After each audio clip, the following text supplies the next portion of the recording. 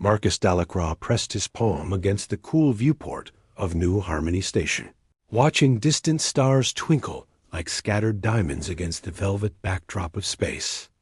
At 28, he had already mastered 17 alien languages and served as cultural liaison for some of the most delicate diplomatic missions in this sector of the galaxy. Yet despite his professional success, something hollow echoed in his chest whenever he returned to his quiet quarters after another successful negotiation. The soft chime of his communication console pulled him from his contemplation. A shimmering blue hologram materialized above his desk, its crystalline form pulsing with an inner light that reminded Marcus of deep ocean waters. The being's voice resonated like wind chimes in a gentle breeze. "Greetings, Marcus Delacroix of Earth," the entity spoke, each word carefully pronounced in accented standard. "I am Zephyr of the Narita system. We have observed your work with great admiration." Marcus straightened, immediately switching to his professional demeanor. "Thank you, Zephyr. How may I assist you today?" "We extend to you a most sacred invitation," Zephyr continued, the hologram's light intensifying with what seemed like excitement. "Our people celebrate a grand bonding ceremony in 7 solar cycles. We would be honored by your presence as Earth's representative. A wedding invitation from an aquatic species?" Marcus felt his pulse quicken with genuine interest. The Neridans were known throughout the sector for their elaborate cultural ceremonies and their deep spiritual connection to water and emotion. This was exactly the kind of assignment that made his work worthwhile. "I would be deeply honored to attend," Marcus replied, already mentally preparing for the cultural research he'd need to conduct. "Could you provide more details about the ceremony's customs and expectations?" Zephyr's form seemed to ripple with pleasure. "All will be revealed upon your arrival, honored one. Prepare yourself for a celebration unlike any in your experience. We shall await you with great anticipation." The hologram faded, leaving Marcus alone with a growing excitement he hadn't felt in months.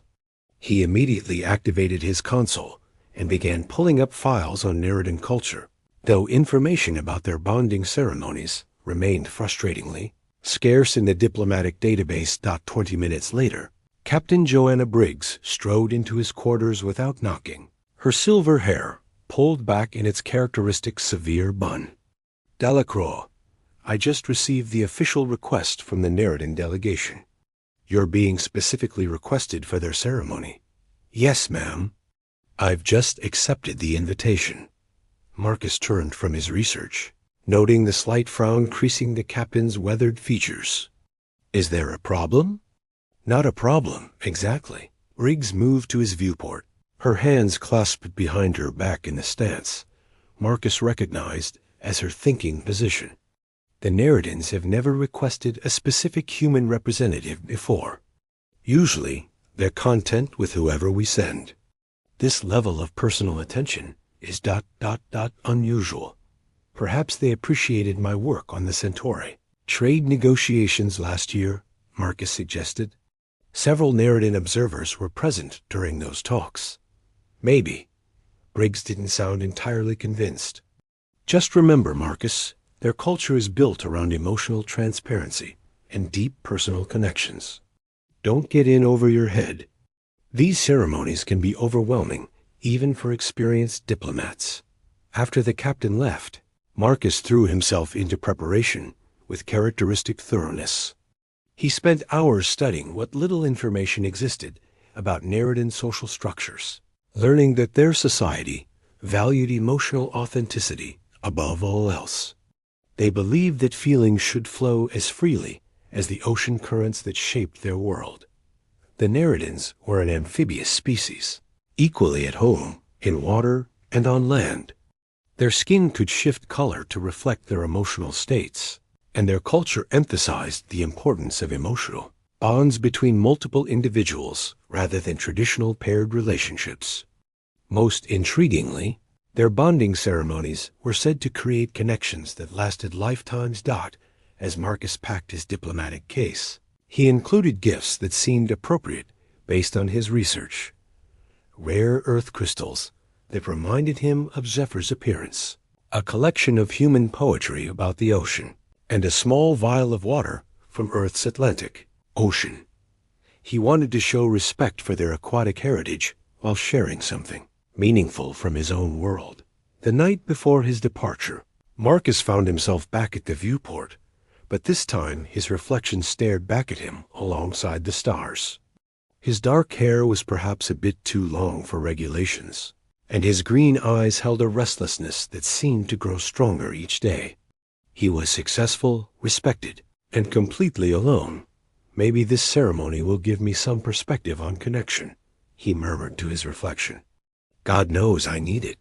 A transport ship Meridian arrived on schedule, its sleek hull designed for the long journey to the Narita system. As Marcus settled into his quarters for the 3-day voyage, he found himself unusually excited about the assignment ahead. Most diplomatic functions involved careful political maneuvering and formal protocols. This felt different, more personal. Somehow, during the journey, he continued his research, learning that Narration bonding ceremonies were considered the most beautiful celebrations in their sector of the galaxy. Participants were said to experience profound emotional connections that transformed their understanding of love and partnership. The ceremonies could last for days and involved elaborate rituals designed to open hearts and minds to new possibilities. As the Meridian dropped out of hyperspace and Narita's azure surface filled the view screen, Marcus felt a strange flutter of anticipation in his chest. The planet was breathtaking, its surface covered by vast oceans that sparkled like liquid sapphires. Floating cities dotted the water's surface, their organic architecture flowing like frozen waves. Approaching Narita Station, the pilot announced. Prepare for docking in 10 minutes. Marcus checked his appearance one final time, smoothing his formal diplomatic jacket and ensuring his translation device was properly calibrated. Whatever awaited him on the planet below, he was ready to embrace the experience fully. After all, how often did a cultural liaison get invited to witness one of the galaxy's most legendary celebrations? As the Meridian settled into its docking cradle, Marcus gathered his luggage and headed for the airlock, unaware that his life was about to change in ways he had never imagined possible. The invitation to witness a bonding ceremony was about to become something far more personal than he could have ever anticipated.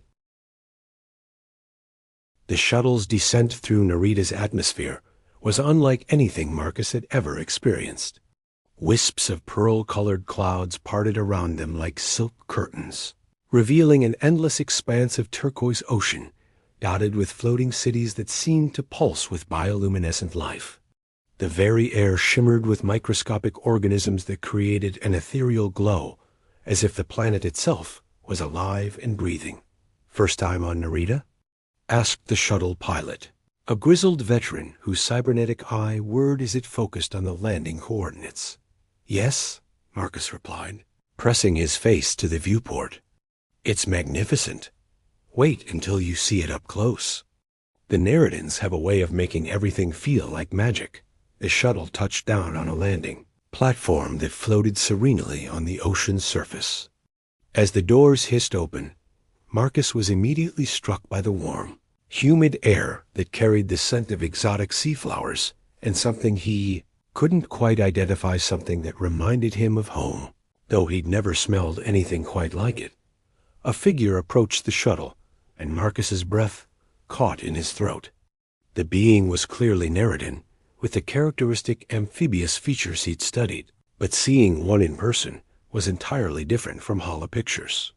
She stood about his height, with skin that shifted between pale blue and soft silver like moonlight on water. Her movements were fluid and graceful, as if she were swimming through air rather than walking. Welcome to Narita, honored Marcus, she said, her voice carrying a melodic quality that seemed to resonate in his chest. I am Coral, your guide during your stay with us. We have awaited your arrival with great anticipation. Marcus stepped onto the platform, his diplomatic training kicking in as he offered a respectful bow. Thank you for the warm welcome, Coral. I'm honored to be here for the bonding ceremony. Coral's skin brightened to a warm golden hue, and Marcus realized he was witnessing the emotional transparency he'd read about. Joy, he thought to himself. She's genuinely happy I'm here. Come, she said, gesturing toward a sleek aquatic vehicle that hovered just above the water surface. The others are eager to meet you. They have spoken of little else since the invitation was sent. As they glided across the ocean toward one of the larger floating cities, Marcus tried to process the strange emphasis Coral placed on certain words. The others? And why did everyone seem so personally invested in his presence? The city was a marvel of organic architecture, its buildings flowing like frozen waves and covered in living coral that pulsed with soft light. Gardens of sea anemones and other aquatic plants created rainbow cascades down the sides of structures, while bridges of what appeared to be solidified water connected different sections of the city. Your accommodations are in the heart of the city, Coral explained as they navigated through canals lined with bioluminescent flora. Near the ceremonial pools where the bonding will take place. Ceremonial pools? Marcus asked, his curiosity piqued. I wasn't aware water played such a significant role in the ceremony. Coral's skin flickered through several colors: surprise, amusement, and something else Marcus couldn't interpret. Oh yes, honored one. Water is the essence of all bonds among our people. It connects, it flows, it joins separate streams into one current. They docked at a platform before a building that resembled a giant nautilus shell, its spiral chambers glowing with soft inner light. As they walked through corridors lined with flowing water features, Marcus noticed other narrators stopping to stare at him with expressions of what could only be described as reverent excitement. Am I missing something? He asked Coral as another group of beings paused their conversation to watch him pass. Everyone seems unusually interested in a diplomatic observer. Coral's skin shifted to a deep blue that Marcus was beginning to recognize as her thinking color. Perhaps it would be best if you met them first, she said carefully. Understanding comes easier through experience than explanation. They entered a vast circular chamber with a domed ceiling that provided a view of the ocean depths below. Sunlight filtered through the water above, creating dancing patterns of light throughout the room. 3 figures stood near the center of the chamber, beside a pool of crystal-clear water that seemed to glow with its own inner light. Marcus of Earth, Coral announced formally. May I present Mira, Sira, and Lila of the Deep Current clan. The 3 Narradin women turned toward him in unison, and Marcus felt something shift inside his chest, as if his heart had suddenly learned a new rhythm. Each was beautiful in a completely different way, and their skin colors immediately began shifting in what he was beginning to understand was their version of blushing. Mira stepped forward first, her movements deliberate and graceful. Her skin was a deep blue-green, like ocean depths, and her eyes held an ancient wisdom that seemed to see straight through to his soul. When she spoke, her voice was soft, but carried an undertone of strength like distant thunder. We have watched your work from afar, Marcus, she said, her skin brightening to silver as she smiled. Your compassion in the Centauri negotiations, the way you bridged understanding between species so different from each other, it moved us deeply. Sira bounded forward next, her energy practically crackling in the water-filled air. Her skin cycled rapidly through bright colors: gold, coral pink, electric blue, and her laughter was like the sound of waves against a shore. She was smaller than Myra, but radiated a vitality that was immediately infectious. And your adventure stories, Sira exclaimed, her hands gesturing expressively. The tale of how you convinced the Silicon Collective to try human music by comparing mathematical harmonies to their crystalline resonances, brilliant. I've been hoping to ask you about your travels to the Spiral Nebula colonies. Lila approached last, and Marcus found himself holding his breath. Where Mira was steady and Sira was energetic, Lila moved like living art. Her skin shifted through subtle gradients of purple and silver, creating patterns that seemed to tell stories without words. Her eyes were large and luminous, holding depths that reminded Marcus of looking into still water at twilight. "Your poetry," she said simply, her voice barely above a whisper, but somehow more compelling than shouting.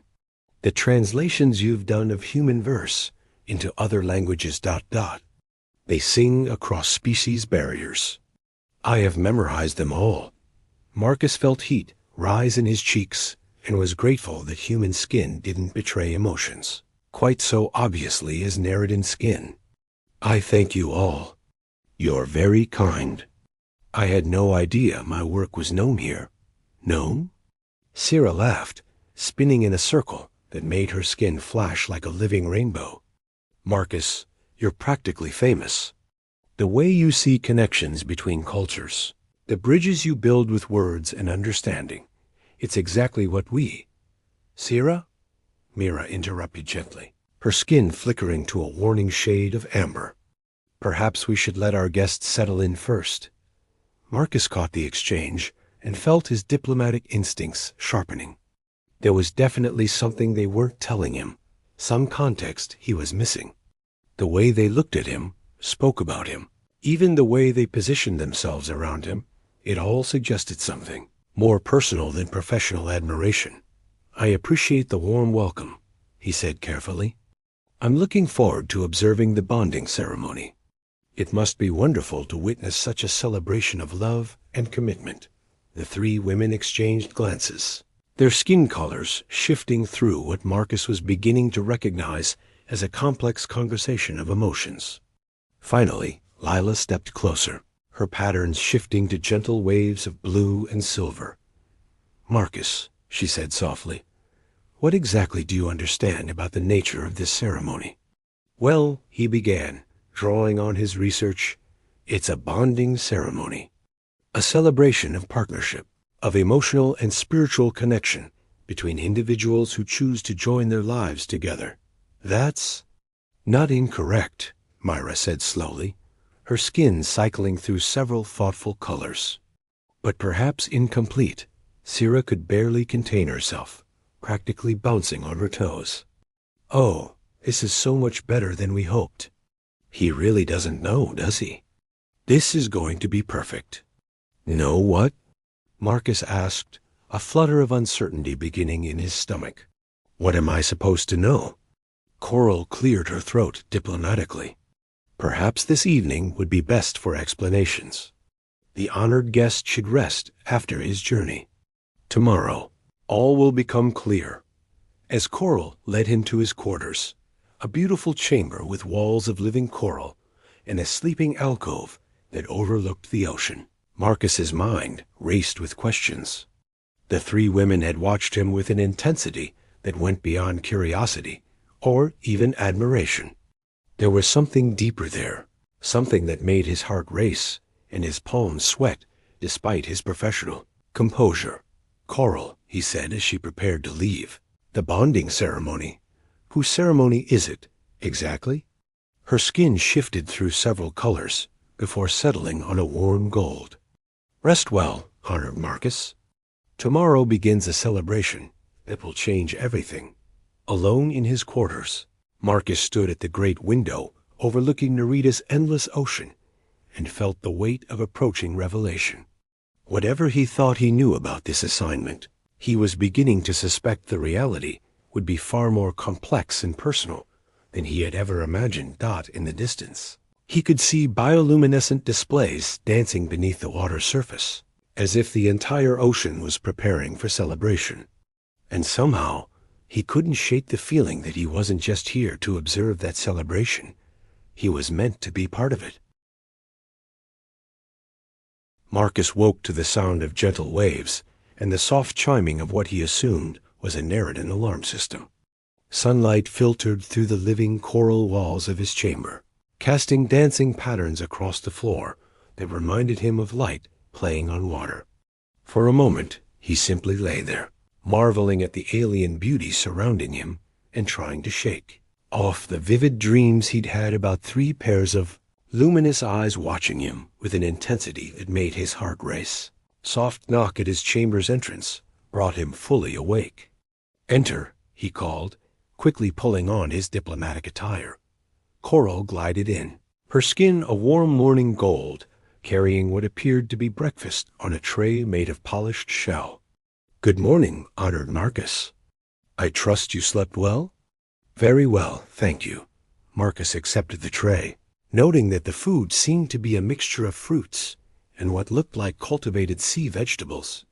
"Though I have to admit, I'm eager for those explanations you mentioned yesterday."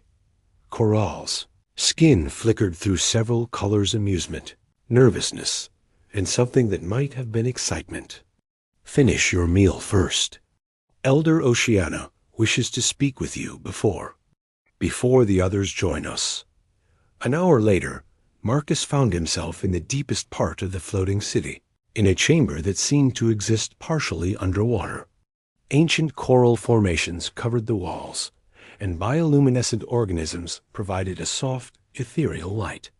At the center of the room, in a pool that connected directly to the open ocean, floated the most magnificent narration he had yet encountered. Elder Oceana was clearly ancient, her skin a deep pearl color that shifted with opalescent highlights. Her form was more aquatic than the younger narrators, with elegant fins and features that spoke of countless years spent in both water and air. When she spoke, her voice carried the weight of ocean depths and the wisdom of tides. "Marcus Delacroix of Earth," she said, her words creating small ripples in the water around her. "You have come far to join us. Thank you for welcoming me. Elder, I'm honored to observe your bonding ceremony." Elder Oceana's skin shifted to what Marcus was learning to recognize as gentle amusement. "Observe, yes. But tell me, young diplomat, what do you know of our ways? Of how we choose those who share our lives?" Marcus drew on his research, though he was beginning to suspect it had been woefully incomplete. "Your culture values emotional connections between multiple individuals rather than exclusive pairs. You believe in the flowing nature of love, like water finding its course." "True, but incomplete." The elder moved closer, her ancient eyes studying him intently. "Among our people, the heart chooses its currents. Sometimes those currents flow toward one soul, sometimes toward many. But the choice is made by the heart, not by convention or expectation." "I understand the concept intellectually," Marcus said, though something in the elder's tone was making him increasingly nervous. "3 hearts have chosen you, Marcus of Earth."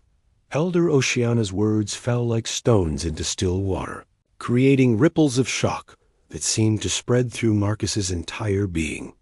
"Myra, Sarah, and Lila have observed you from afar, studied your work, felt their currents drawn toward your spirit. They have chosen you as their bondmate." The chamber seemed to tilt around Marcus. "I'm sorry, what?" "You were not invited to observe a bonding ceremony, young one. You were invited to participate in one." As the 4th partner in a quad bond, Marcus felt his knees grow weak, and he was grateful for the coral bench behind him as he sank down onto it. But I'm human. I'm here on a diplomatic mission. I barely know them. Species matters little when hearts recognize each other across the void," Elder Oceana said gently. "As for knowing them, is love not partly the joy of discovery? The gradual unveiling of souls?" "This is insane," Marcus breathed, running his hands through his hair. "I can't just... I have responsibilities, a career, a life back on New Harmony Station." "You have a choice," the elder corrected. "That is why we arranged for you to meet them first, to spend time in our world. The bond currents cannot be forced, only accepted or redirected." Before Marcus could respond, voices echoed from the chamber entrance. Myra, Sarah, and Lila entered together, their skin colors immediately shifting as they sensed the emotional turbulence in the room. Myra's steady blues deepened with concern. Sarah's usual bright colors dimmed to worried pastels, and Lila's artistic patterns became chaotic swirls. You told him, Sierra said. Not quite a question. The truth can no longer be delayed, Elder Oceana replied. He deserves to understand his choice fully. Marcus looked at the three women, seeing them now with completely different eyes.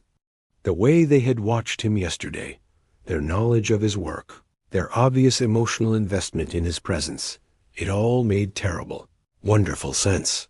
You've been planning this for how long? He asked, his voice barely steady. Mira stepped forward, her movements careful and non-threatening. Since the Centauri negotiations, we were part of the observation delegation, though we remained in the background. Watching you work, seeing how you bridged differences between species with such compassion and understanding, our hearts began to sing the same current. But you don't know me, Marcus protested, though even as he said it, he realized how deeply they had observed him. You know my work, my public persona, but not who I really am. Lila moved closer, her skin patterns shifting to gentle, soothing waves. We know you stay awake at night, wondering if your work matters, if you're making any real difference in the galaxy. We know you translate poetry in your spare time, because you believe beauty should be shared across all barriers. We know you choose the hardest assignments, because you'd rather struggle with purpose than succeed at something meaningless. Marcus stared at her, feeling exposed in a way that had nothing to do with being in an alien environment. How could you possibly know all that? Because we feel the same currents in our own hearts, Sierra said, her natural exuberance subdued but still warm. The longing to connect, to bridge differences, to find meaning in bringing others together. When we saw you, we recognized something of ourselves. This is moving too fast, Marcus said, standing abruptly and beginning to pace. I came here thinking I was attending someone else's wedding, and now you're telling me I'm supposed to be the groom? To three people I met yesterday? Not supposed to be, Mira corrected gently. Asked to consider being. The choice is entirely yours, Marcus. If you say no, you will return to your ship with our blessing and our friendship. No obligations, no consequences. And if I say yes? The question escaped him before he could stop it. The three women exchanged glances, and Marcus saw hope bloom in their changing skin colors like flowers opening to sunlight. If you say yes, Elder Oceana answered, you become part of something larger than yourself. A bond that flows between four hearts, each strengthening the others. You would live here among us, continue your work as a bridge between cultures, but never again be alone in your purpose. I need time to think, Marcus said, his mind reeling. This is the biggest decision of my life. Of course, Mira said immediately. We have rushed you unfairly. Take all the time you need. Actually, Sarah interjected with a small smile that brought some color back to her skin. The ceremony is tomorrow evening, so ... Sometime, but not infinite time? Despite everything, Marcus found himself almost smiling. No pressure at all. As the others prepared to leave, giving him space to process, Lila lingered for a moment. Marcus, she said softly, in our culture, we have a saying, the current that fights the river exhausts itself. The current that joins the river becomes the sea. You don't have to fight who you are or what you feel. Whatever that is.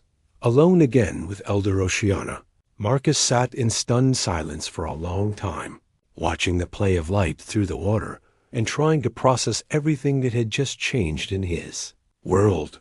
Elder, he finally said, what if I'm not capable of this kind of love? What if I disappoint them? What if you don't? She replied gently. What if, instead of disappointment, you discover that your heart is far larger than you ever imagined? As Marcus made his way back to his quarters, his mind churned with possibilities and fears in equal measure. The three women wanted to bond their lives with his, not just romantically, but in every way that mattered. They offered him a chance to belong somewhere, to someone, in a way he had never quite managed in his solitary career among the stars. But could he really abandon everything he had built? Could he trust his heart to three beings he had known for less than 2 days? And perhaps most frightening of all, could he trust himself to be worthy of the love they seemed so ready to offer? The ceremony was tomorrow evening. In less than 30 hours, he would have to choose between the safe, familiar lowliness he had always known and the terrifying, beautiful possibility of something entirely new. Standing at his window, looking out over Narita's endless ocean, Marcus realized that for the first time in his adult life, he had absolutely no idea what he was going to do.